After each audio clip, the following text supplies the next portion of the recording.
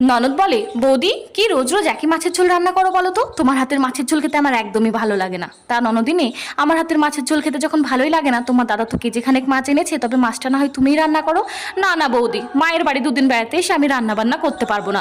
তুমি যখন মায়ের বাড়ি যাও তখন কি রান্না করে খাও?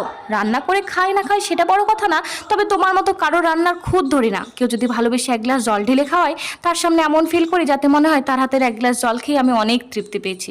রান্না বান্না তো ছেড়েই দিলাম। তা যাও, তুমি গিয়ে স্নান ধান যা করবে করো। দেখছি যদি তোমার রুচির মতো মাছ রান্না করতে পারি তবে না হয় খেতে ডাকবো, না ডাকলে ভাবে রান্না ভালো হয়নি, ডাল দিয়ে না হয় খেয়ে নিও। ননদ যখন এভাবে বললোই, তাহলে আজ সত্যি একঘেয়েমি মাছের ঝোল রান্না না করে একটু আলাদাভাবেই চেষ্টা করি। সম্পূর্ণ নতুন পদ্ধতিতে মাছটিকে বেশ সুন্দর করে রান্না করে ঢেকে রেখে চলে আসি ঘরে। প্রায় দুপুর 2টো বাজতে চলেছে, তখন দেখি ননদ এসে ডাকে, ও বৌদি ভাত দেবে না?